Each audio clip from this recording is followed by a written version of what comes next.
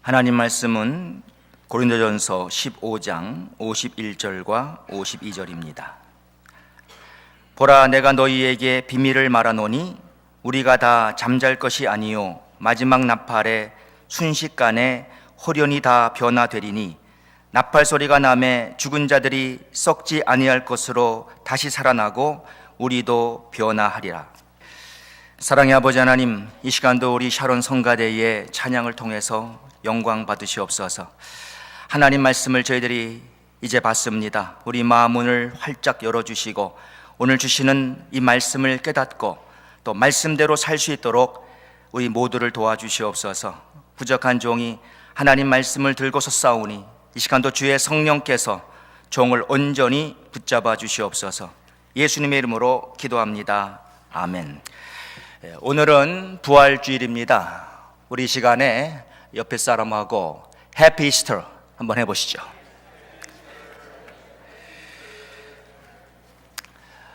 네, 부활절은 우리 기독교에서는 가장 의미 있는 날입니다. 바울 사도는 이런 말을 했죠. 고린도전서 15장 16절의 말씀 보시면은 만일 죽은 자가 다시 사는 것이 없으면 그리스도도 다시 사신 것이 없었을 터이요 그리스도께서 다시 사신 것이 없으면 너희의 믿음도 헛되고 너희가 여전히 죄 가운데 있을 것이요 또한 그리스도 안에서 잠자는 자도 망하였으리니 만일 그리스도 안에서 우리의 바라는 것이 다만 이 생뿐이면 모든 사람 가운데 우리가 더욱 불쌍한 자리라. 만일 부활이 없다면 우리의 믿음도 헛된 것이고 이 세상 모든 사람들 가운데 우리보다 더 불쌍한 사람은 없을 것이라는 그런 말이죠. 정말로 부활이 없다면 우리는 크게 속은 것입니다. 큰 사기를 당했다고도 할 수가 있습니다. 우리가 지금까지 주님을 위해서 한 모든 수고는 다 헛된 수고였고 우리가 한 모든 헌금들 다 낭비한 겁니다. 그럼 바보도 그런 바보가 없지요.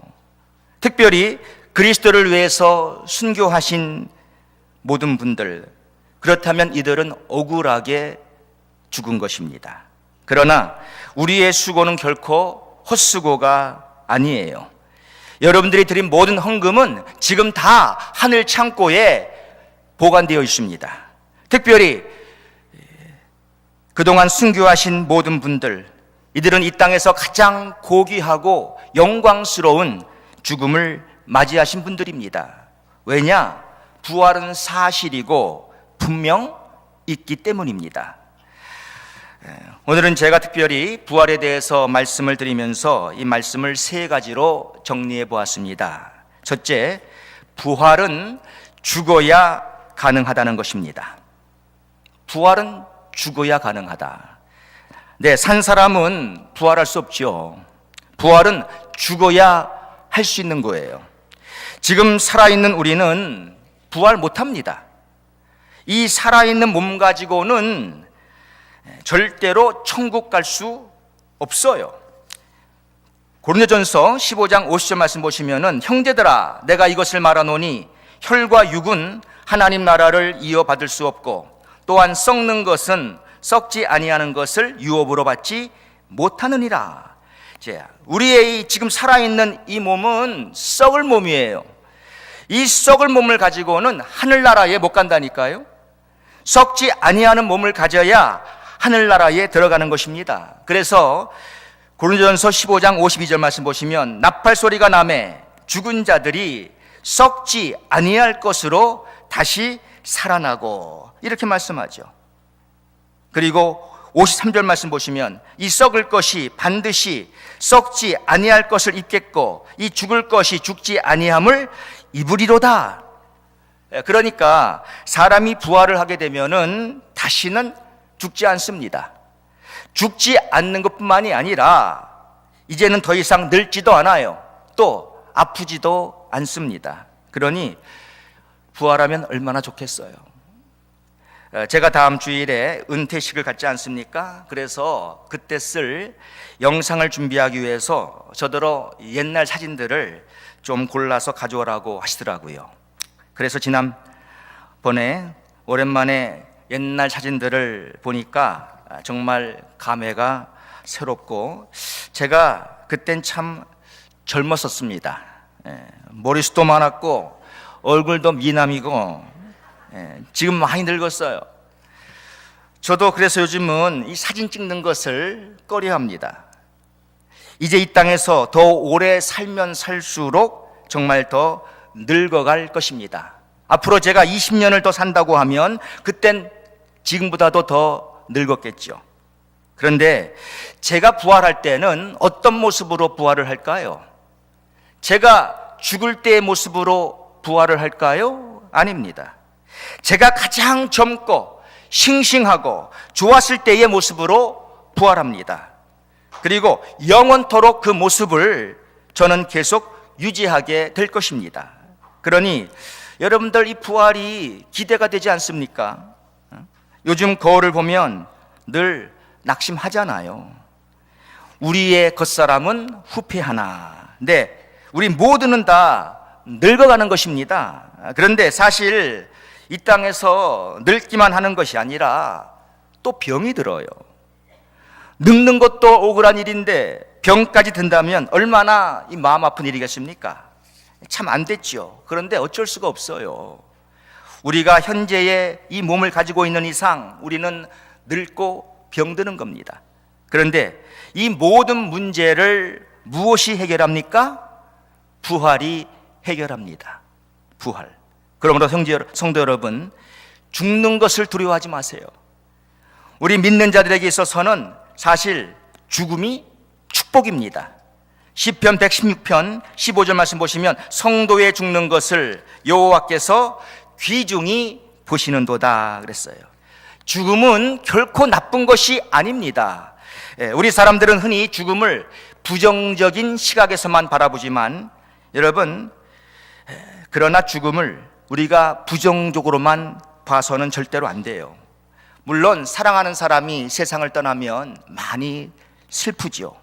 이건 어쩔 수 없는 거예요. 왜? 우리에게 육정이 있기 때문에. 그러나 슬픔 가운데에서도 믿는 사람들에겐 소망이 있는 거예요. 이 부활의 소망. 저도 아내가 세상을 떠난 지가 어느덧 2년 9개월이 됐습니다. 참 세월이 빨라요. 그런데 정말 이 세월이 약이라는 말이 있지 않습니까? 요즘은 제가 많이 나아졌는데, 여러분들이 아시는 대로 제 아내가 살아있을 때 참 고생이 많았어요. 몸이 많이 약했습니다. 제대로 잠 못 자고 또 자주 속이 안 좋고 잦은 병이 참 많았습니다. 그리고 게다가 여러분, 이 산모 역할이 쉽습니까? 그런데 이제는 이런 걸 다 떠나서 천국에서 부활을 기다리고 있는 아내를 생각하면은 당신 참 세상 잘 떠났네, 이런 여유로운 말까지 제 입에서 지금 나오는 거예요. 그러니 여러분, 참 얼마나 제 아내는 복 받았습니까? 그래서 요즘 제가 아내 무덤에 가면은요, 당신은 참 좋겠어, 지금 행복하지? 이런 말이 나와요. 그리고 제가 아내를 생각하면서 상상을 해보면 지금 아내가 천국에서 너무 행복하게 잘 지내고 있는 것입니다. 아내가 지난 2년 9개월을 죽지 않고 이 땅에 살았다면 아마 그동안 한의사만 찾아간 것도 수십 번은 될 거요. 하여간 자주 갔으니까요. 약도 얼마나 많이 먹었는데요. 약은 많아도 이 보험이 해결하니까 괜찮은데 비타민은 보험이 커버가 안 되잖아요. 여러분, 비타민도 참 돈 많이 썼습니다. 평소에 몸이 안 좋으니까, 본인은 힘드니까 누가 좋다 그러면 일단 먹어보는 거예요. 참 사는 게 고생이죠. 사는 게 고생이에요. 그렇게 자주 맞던 침, 하늘나라에서 그동안 침 맞았을까요? 하늘나라에서 약국 갔을까요? 천사가 와가지고는 명희야, 이 비타민 한번 먹어봐, 너무 좋은 거야 하면서 비타민을 권유했을까요? 이런 것 없이 지금 얼마나 좋겠냐고요. 얼마나. 제 딸아이가 얼마 전에 층계에서 떨어져서 고생을 많이 했고 지금도 불편한 몸으로 지내고 있는데, 제 아내가 살아 있었다면은 아마 이것 때문에 심히 괴로워하면서 평소에 못 자는 잠 분명 더 설쳤을 것입니다. 아마 딸 아이보다도 본인이 더 울었겠죠.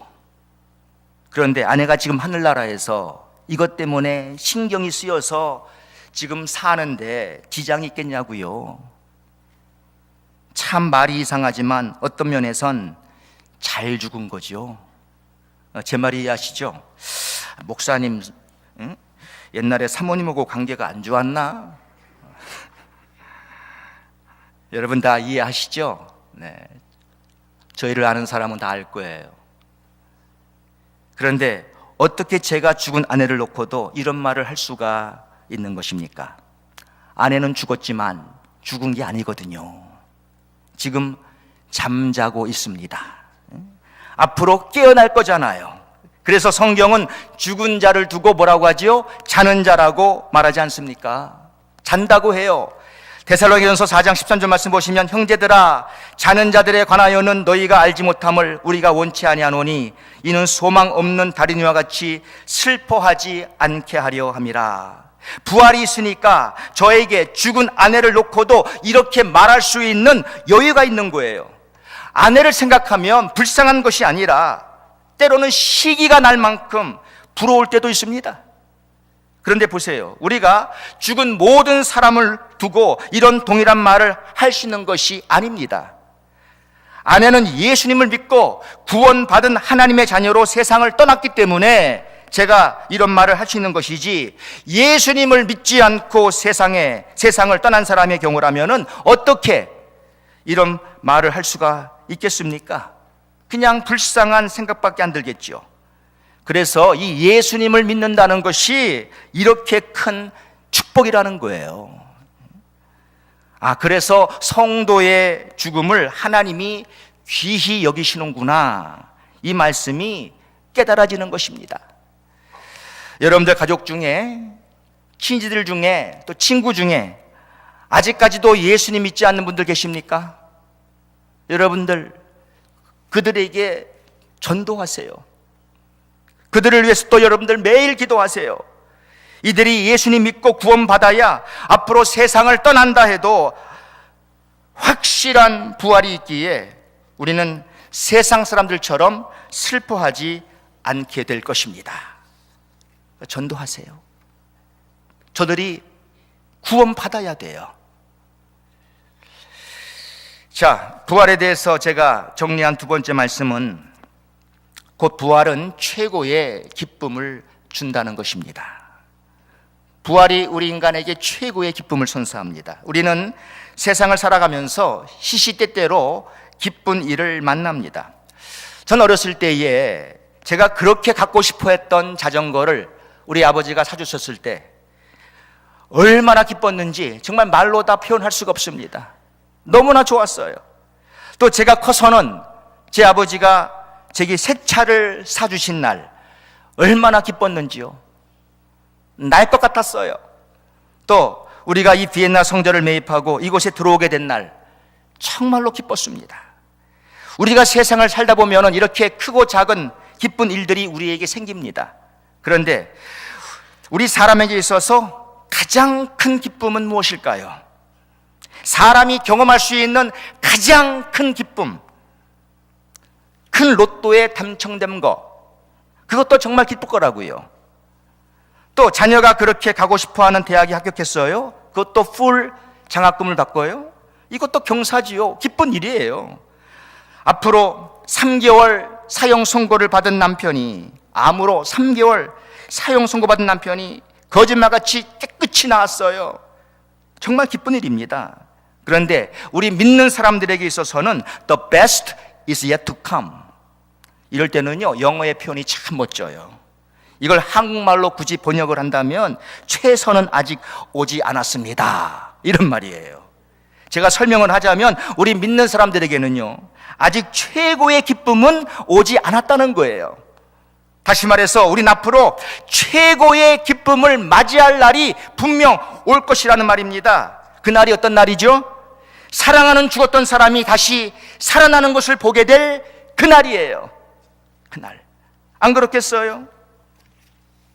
네, 중병에 걸려가지고 다 죽는다는 사람이 살아나서 건강을 되찾게 된 거 정말 기쁜 일입니다. 그러나 이것이 아무리 기쁘다고 해도 죽은 사람이 살아난 것보다 기쁘겠어요? 나사로가 병들어 죽게 되었을 때에 그 나사로의 누이들이 예수님께 사람들을 보내어가지고 빨리 예수님 오셔서 내 오라비를 고쳐달라고 부탁을 했습니다. 그런데 예수님이 그 사람들의 말을 듣고는 즉시로 간 것이 아니라 예수님이 계시는 곳에 이틀을 더 머무셨다가 정작 예수님이 그 나사로가 있는 베다니에 갔을 때에는 나사로가 죽고 나흘 된 후였습니다. 그러니까 장례를 다 치르고 난 이후에 예수님이 그곳에 도착한 거예요.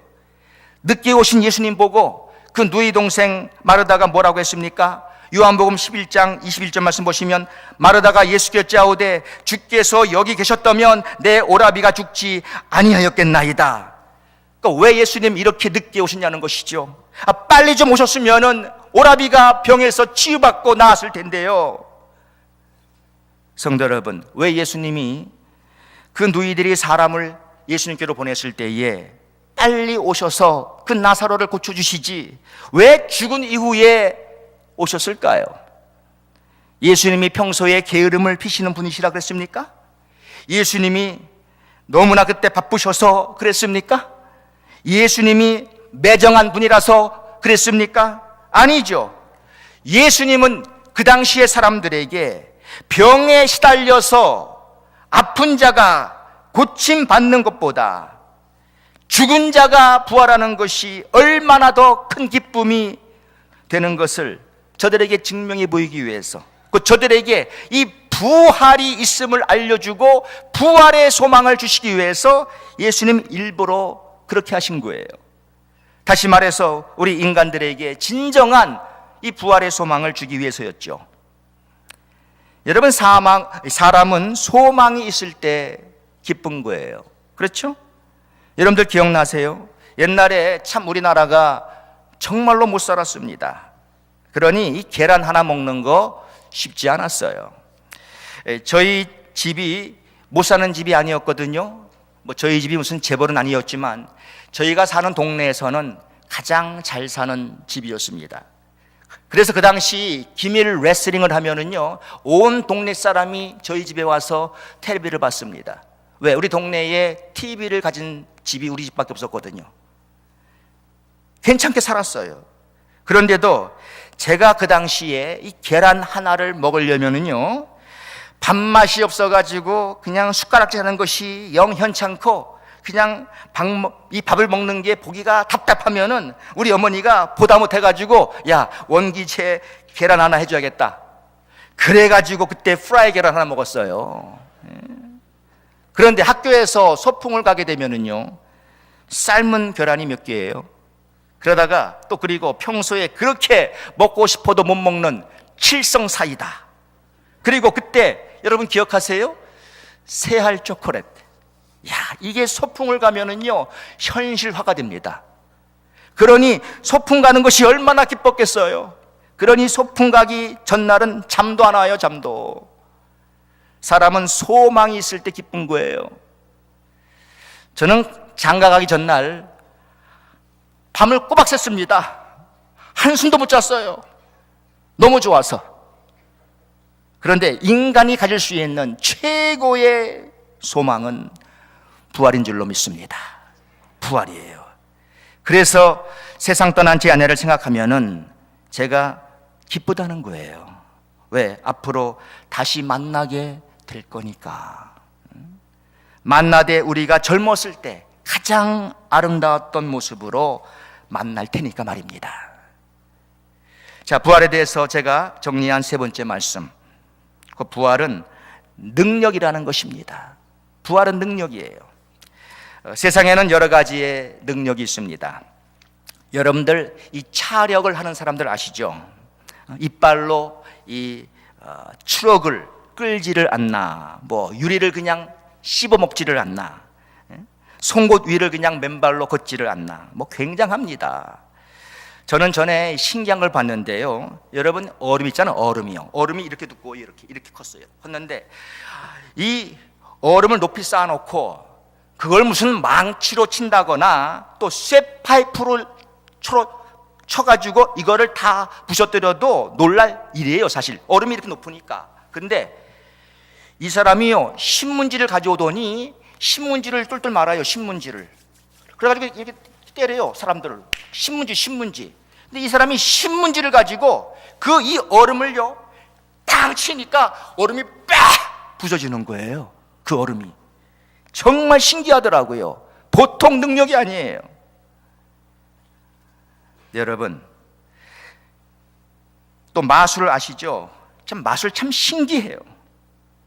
이 마술은 사람의 눈을 속이는 것이지만 정말 신기하기가 이루 말할 수가 없습니다. 그러니까 세상에는 별 신기한 일과 능력이 많아요.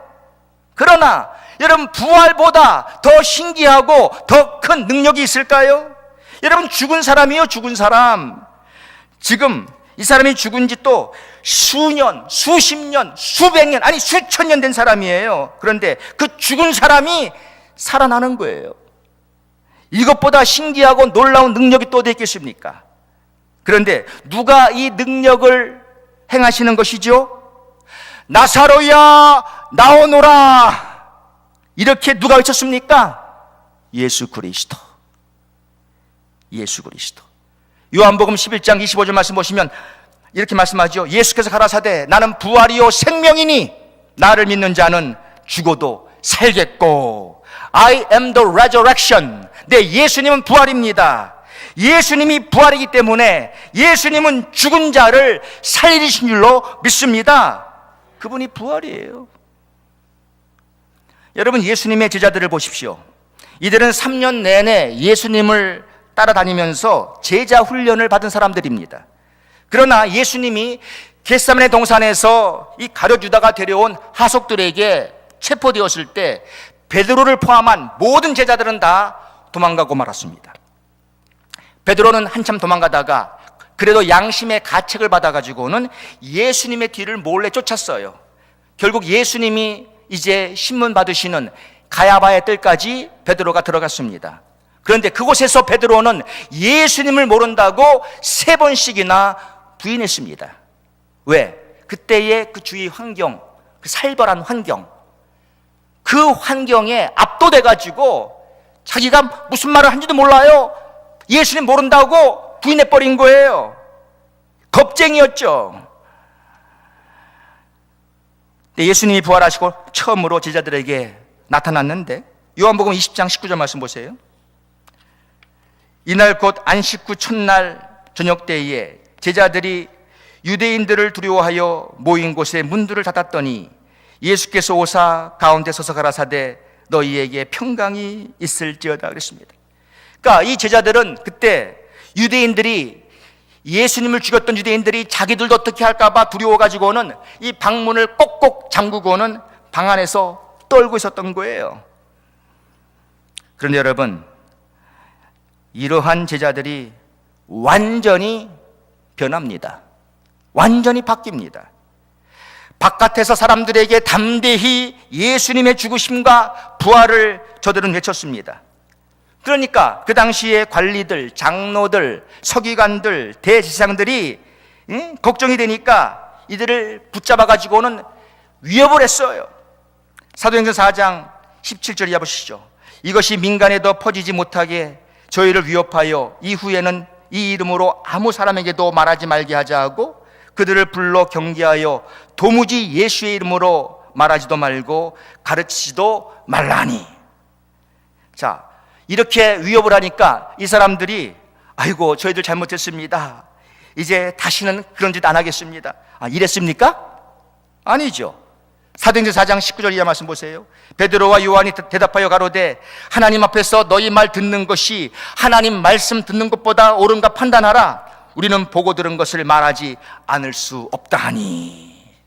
정말 변했지요. 얼마나 저들이 변했습니까? 그럼 무엇이 이 제자들로 하여금 이렇게 만든 것입니까?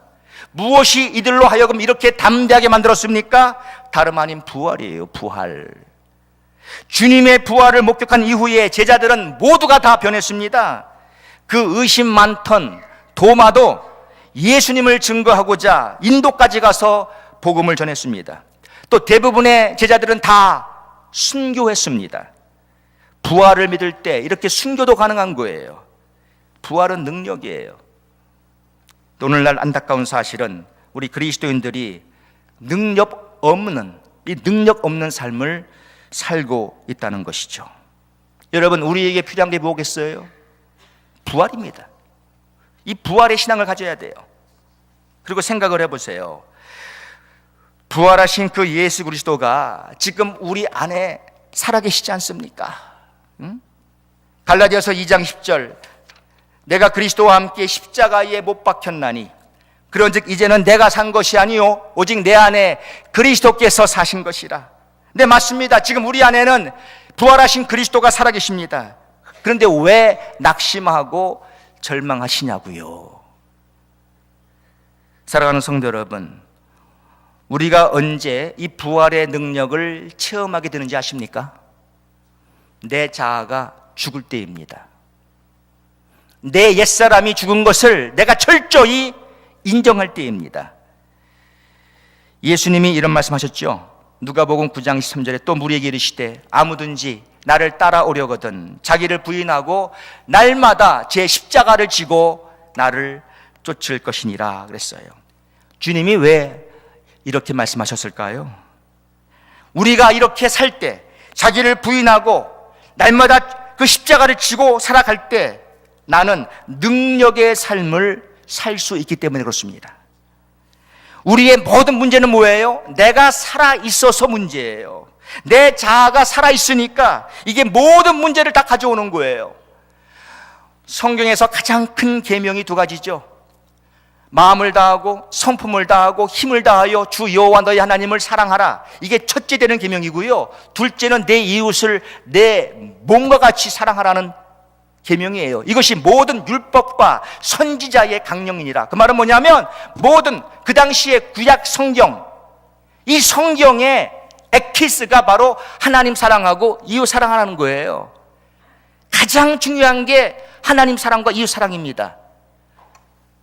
주님은 새 계명으로 이웃을 사랑하라고 이 한마디 또 했습니다. 그럼 성경 전체가 하나님 사랑, 이웃 사랑이에요. 근데 왜 우리가 이 가장 중요한 계명을 못 지키고 살고 있는 것이죠? 왜 그래요? 하나님을 사랑하고 이웃을 사랑해야 할 내가 나를 사랑하니까, 나를 너무 사랑하니까 하나님 사랑도 모르고 이웃 사랑도 모르는 거예요. 자기만 위해 사는 거예요. 이게 우리의 문제라고요. 내가 살아 있어서 그래요. 내가. 여러분, 우리가 죽어야죠. 갈라디아서 2장 10절, 내가 그리스도와 함께 십자가에 못 박혔나니 그런즉 이제는 내가 산 것이 아니요. 이 말씀 우리는 암송만 하지 말고 그렇게 그대로 살아야 할 줄로 믿습니다. 이렇게 살 때에 능력의 삶을 사는 거예요. 내가 죽으면 이 안에 살아계신 그리스도가 나타나는 거예요. 부활의 능력이 나를 통해 나타나는 거예요. 내가 죽어야 합니다. 요한복음 12장 24절 말씀에 내가 진실로 진실로 너희에게 이르노니 한 알의 밀이 땅에 떨어져 죽지 아니하면 한 알 그대로 있고 죽으면 많은 열매를 맺느니라. 맞습니다. 밀알도 죽지 않으면 그냥 밀알 하나로 끝나는 거예요. 근데 이게 땅에 떨어져서 죽게 되면은 많은 열매를 맺게 되는 것입니다. 우린 죽어야 돼요. 그래서 바울 사도는 나는 매일 죽노라 이렇게 말했던 것입니다. 사랑하는 성도 여러분, 정말 우리 죽어야 돼요. 그래야 부활의 능력으로 사는 거예요. 오늘은 세상에서는 4월 1일 만우절입니다. 제가 오늘 여러분들께 드린 말씀이 거짓말이었겠습니까? 아니죠. 참말입니다. 진리입니다. 여러분, 우리는 세상에서 가장 불쌍한 자가 아니라 가장 복되고 행복한 사람들입니다. 오늘 저는 본교회 담임 목사로서는 마지막 설교를 했습니다. 특별히 이 부활주일에 제 마지막 설교를 하게 되어서 저 자신은 상당한 의미가 있어요. 오늘 지난 2005년 7월에 세상을 떠나신 제 아버지와 지난 2015년 7월에 세상을 떠났던 제 아내가 제가 이 부활주일날 교회에서 마지막 설교를 하는 모습 보면은 정말 기뻐할 것입니다. 우리가 주일을 왜 지키는 거죠? 전에는 토요일 안식일을 지켰거든요. 그러나 기독교 역사를 보면은 예수님이 부활하신 이후 부활하신 그날을 기념하고 부활의 소망으로 살기 위해서 교회는 주일을 지키기 시작했습니다. 오늘 부활주일날 저도 아버지가 보고 싶고 또 제 아내가 보고 싶습니다. 그런데 제가 또 감사한 것은 제 아버지도 2005년 7월 10일 주일날 세상을 떠나셨고 제 아내도 2015년 7월 5일 주일날 세상을 떠났어요. 저에게는 참 의미가 있습니다. 앞으로 부활할 아버지와 아내를 기대하고 살라는 것이죠.